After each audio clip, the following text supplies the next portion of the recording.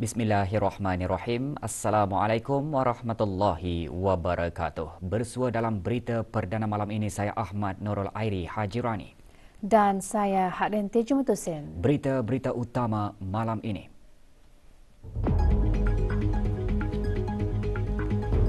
Pameran seni untuk semua wadah ketengahkan hasil seni kreatif orang kelainan upaya.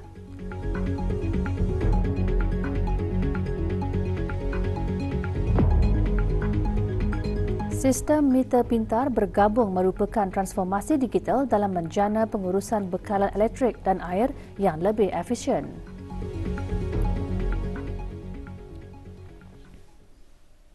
Sempena sambutan Hari Antarabangsa Orang Kelainan Upaya OKU 2022, Kementerian Kebudayaan, Belia dan Sukan melalui Jabatan Pembangunan Masyarakat mengadakan pameran seni untuk semua. Pameran merupakan satu wadah bagi mempamerkan hasil seni kreatif orang kelainan upaya dengan kolaborasi gabungan hasil kreatif dari Pusat Bahagia dan persatuan-persatuan seperti Pusat Ehsan Al-Amirah Al-Hajjah Mariam, Semata Brunei dan La Vida. Perasmian pameran berkenaan berlangsung pagi tadi di Galeri 4 Hub Tenaga Brunei Dermaga Diraja di Ibu Negara. Perasmian pameran disempurnakan oleh Yang Berhormat Datuk Seri Setia Awang Haji Nazmi bin Haji Muhammad, Menteri Kebudayaan, Belia dan Sukan. Majlis diselajurkan dengan pelancaran logo, artisan Pusat Bahagia dan penyampaian cenderamata. Terdahulu dalam ucapan alu-aluan, Dayang Haja Nur Ashikin binti Haji Johari, Setiausaha Tetap Kemasyarakatan, Kementerian Kebudayaan, Belia dan Sukan antara lain mengongsikan Kementerian Kebudayaan, Belia dan Sukan menerusi Pusat Bahagia dengan kerjasama Dreammakers Enterprise telah melakar sejarah dengan pelancaran logo artisan Pusat Bahagia. Logo tersebut akan digunapakai di setiap produk yang dihasilkan oleh Pusat Bahagia di keempat-empat daerah dan diharap akan menaik taraf imej produk OKU yang berkualiti. Pameran dibukakan bagi kunjungan orang ramai sehingga 31 Disember pada pukul 9 pagi hingga 8 malam setiap hari Selasa hingga Ahad, manakala hari Jumaat dari pukul 2 petang hingga 8 malam. Pameran ditutup pada setiap hari Isnin. Pameran seni untuk semua memberikan gambaran dan pengalaman kepada para pengunjung pameran untuk menyelami serta melihat seni dari mata hati orang berkelainan upaya. Perkara tersebut dikongsikan oleh Ketua Bahagian Orang Kelainan Upaya OKU di Kementerian Kebudayaan, Belia dan Sukan ketika ditemui RTB semasa perasmian pameran berkenaan. Karya ni karya yang ada kualiti tinggi dan macam mana penggunaan karya daripada karya seni OKU itu dapat digunakan menjadi produk. Jadi itulah yang kami cuba tunjukkan kepada orang ramai dan pengunjung-pengunjung galeri ini untuk melihat macam mana kesenian art itu adalah something yang is an advantage to golongan OKU di negara ini. Sementara Pengarah Urusan dan Kreatif Dreammakers Enterprise berkata pemilihan mereka bentuk, warna dan perkataan artisan bagi logo artisan Pusat Bahagia adalah untuk mengubah persepsi masyarakat tentang penghasilan produk OKU. We wanted to create a luxurious look and something that can compete on the international level, especially with barang-barang buatan daripada OKU ini, so it can compete on that level. So when you look at the logo, it's something different. Indah macam the basic logo. Hopefully this logo can reach that level and can help the Pusat Bahagia to achieve that. 45 pegawai menamatkan kursus staf pertengahan ISC 22 2022. Kursus selama 14 minggu itu bertujuan mengembangkan kemahiran profesional terutamanya dalam bidang kepimpinan dan pengurusan, pengajian strategik, komunikasi dan pembentangan serta fasa perancangan operasi bersama di peringkat ketiga-tiga unit Angkatan Tentera. Majlis penutupan kursus dan penyampaian sijil diadakan petang tadi di Akademi Pertahanan Angkatan Bersenjata Diraja Brunei ABDB di Kampung Tanah Jambu. Berucap semasa majlis penutupan kursus, Brigadier Jeneral Datuk Seri Pahlawan Saiful Rizal bin Abdul Latif, pemangku pemerintah ABDB, menekankan kepentingan pengetahuan dan kemahiran bagi menangani pelbagai cabaran persekitaran yang dinamik dan kontemporari. Majlis diteruskan dengan penyampaian sijil dan anugerah. Kapten Isaac Chia Jeli dari Angkatan Bersenjata Republik Singapura menerima anugerah peserta kursus terbaik keseluruhan dan anugerah Komander RBAF Paper terbaik. Manakala anugerah servis paper terbaik diberikan kepada 944 Kapten Udara Muhammad Hazwan alias Abdul Hadi bin Husni dari Tentera Udara Diraja Brunei. Kursus yang bermula pada 5 September hingga 9 Disember itu disertai 40 pegawai ABDB, seorang pegawai pasukan polis Diraja Brunei dan 4 pegawai tentera dari Republik Indonesia, Malaysia, Republik Singapura dan Kerajaan Thailand. Youth Caleb Camp yang diadakan selama 4 hari membina asas kepimpinan dalam diri belia. Perincian mengenai bahan beritanya selepas ini.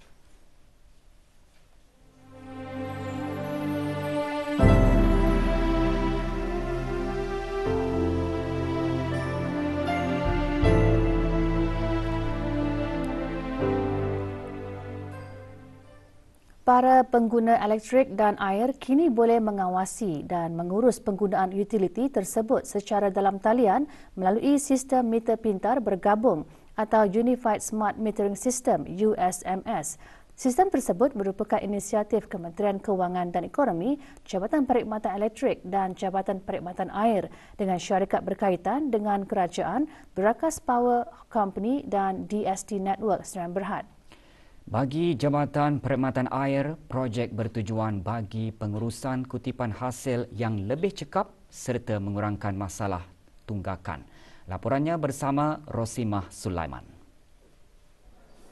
USMS merupakan penyelesaian bijak merangkumi pengurusan data dan pengurusan meter serta bil yang digabungkan dan sistem portal perkhidmatan pengguna bagi kedua-dua utiliti.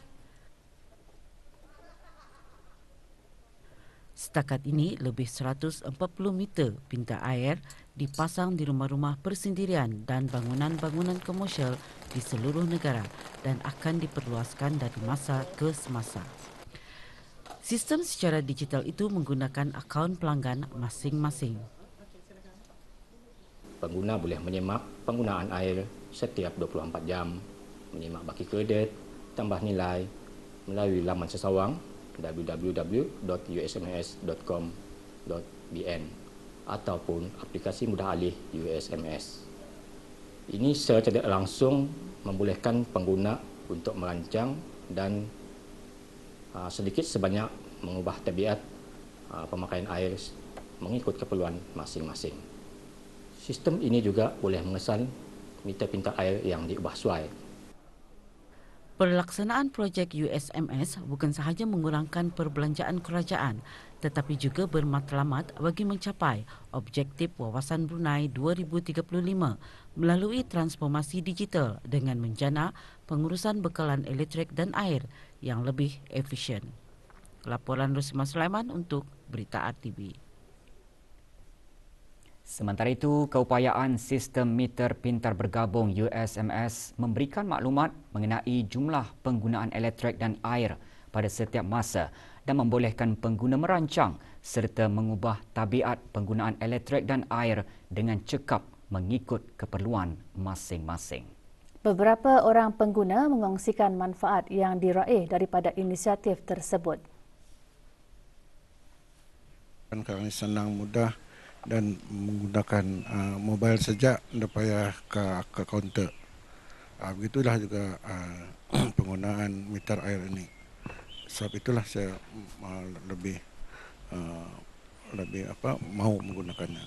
Dapat membantu memantau lagi penggunaan elektrik dan air sekaligus dalam 1 meter saja. Sebelum ini penyata bil dah perlu lagi ditunggu setiap hujung bulan. Ini orangnya senang untuk tani men-top up masa ni kalau menggunakan sistem yang baru ni. And then sama senang juga untuk kami memonitor penggunaan seharian kami lah. Ada beberapa kebaikan yang perlu diambil kira oleh kita ni. Di antaranya ialah satu jimat, dua pemantauan secara terperinci, dan tiganya penyediaan. Dan pemasangan prabayar meter air ini adalah sangat bagus kerana orang ramai tidak perlu lagi untuk berbaris di kaunter-kaunter pembayaran. 35 atlet pelapis kem Jabatan Belia dan Sukan menerima sijil dalam majlis penutupan kem Sukan Atlet Berbakat. Majlis berlangsung petang tadi di Outward Bound Brunei Darussalam, daerah Temburong. Penyampaian sijil disempurnakan oleh Pengiran Muhammad Amir Rizal bin Pengiran Haji Mahmud, Setiausaha Tetap Kesukanan Kementerian Kebudayaan Belia dan Sukan. Pengiran Muhammad Amir Rizal bin Pengiran Haji Mahmud dalam ucapannya melahirkan harapan agar kem seumpama ini akan menjadi platform yang bermanfaat kepada atlet-atlet muda di negara ini. Kem seumpamanya bukan sahaja membantu mempersiapkan para atlet dari segi fizikal, mental, rohani dan patriotisme, namun ia juga membantu membentuk mereka bekerjasama dalam satu pasukan.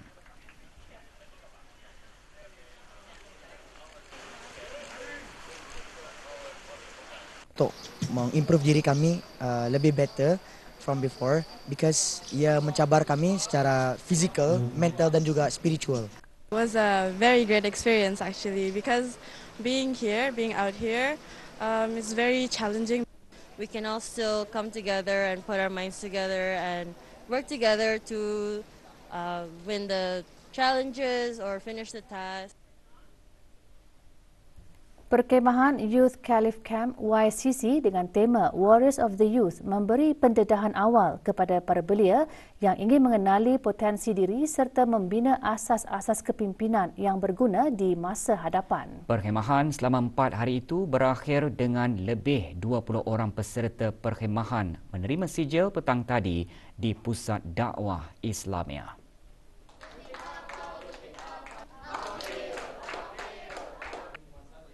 Dianjurkan oleh kumpulan belia Al-Jilul Fatih, para peserta mengikuti aktiviti kepimpinan secara berpasukan yang menjurus kepada pendedahan serta pendekatan para belia kepada suasana kehidupan di luar zon selesa. Melalui aktiviti tersebut, para belia berkemampuan untuk mengekspresikan diri kepada sesuatu yang lebih positif.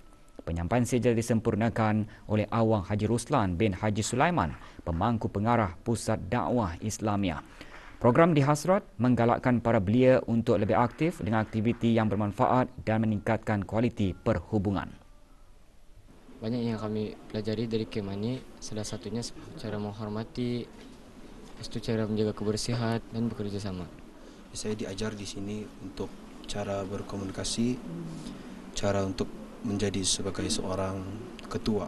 Keberanian, mesti berani bertanya apa. Lepas tu teamwork mesti ada.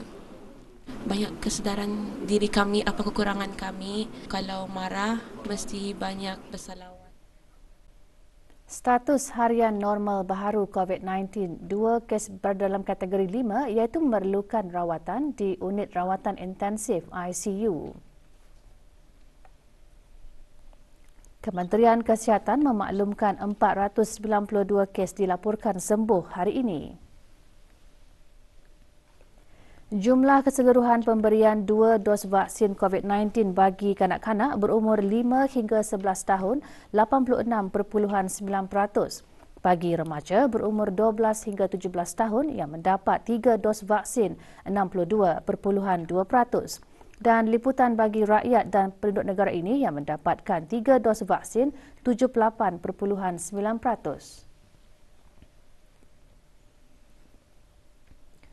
Garah usaha menyebarluaskan pengetahuan dan memantapkan bahasa Melayu sebagai bahasa rasmi negara selain membincangkan isu-isu semasa berkaitan penggunaan bahasa Melayu. Pagi tadi diadakan tamu bahasa secara maya. Pembentangan mengenai Brunei dan Nusantara Timur, bahasa, migrasi dan komoditi disampaikan oleh Profesor Dr. James T. Collins, Profesor Antarabangsa tersohor Universiti Kebangsaan Malaysia UKM. Antara yang dibincangkan, sejarah komoditi dari Borneo Timur, Sulawesi dan Maluku Utara yang disalurkan melalui jaringan niaga Brunei. Sejarah menurutnya menggambarkan jaringan ekonomi dan tamadun purba. Selain itu, pemakalah turut mengongsikan penjejakan migrasi dari Brunei ke arah selatan, Birau, Mahakam, Banjar dan arah timur bahkan yang dapat dikenal pasti berdasarkan penelitian pada bukti linguistik. Antara yang menyertai Dayang Hajah Haireni binti Haji Awang Damit, pemangku pengarah Dewan Bahasa dan Pustaka.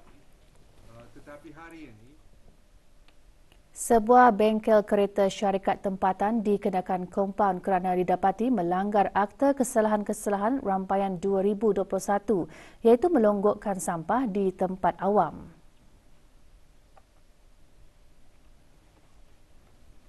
Syarikat tersebut dikenakan denda sebanyak RM200 dan dikehendaki untuk menjelaskan kompaun dalam tempoh 7 hari. Jika gagal membayar denda tersebut, syarikat berkenaan boleh dihadapkan ke mahkamah dan jika sabit kesalahan boleh dikenakan hukuman denda tidak kurang RM2,000 dan tidak melebihi RM10,000 dan bagi kesalahan kedua atau berikutnya boleh dikenakan hukuman denda tidak kurang dari RM10,000 dan tidak melebihi RM30,000 dihukum penjara bagi suatu tempoh tidak melebihi 12 bulan atau kedua-duanya sekali. Unit Penguatkuasaan Jabatan Daerah Tutong dalam siaran medianya mengingatkan orang ramai, pihak syarikat dan pemilik premis-premis perniagaan agar sentiasa menjaga kebersihan alam sekitar, khususnya di kawasan premis-premis perniagaan dan juga kawasan awam dengan tidak membuang, melonggokkan atau meninggalkan apa juga jenis sampah sarap di tempat awam.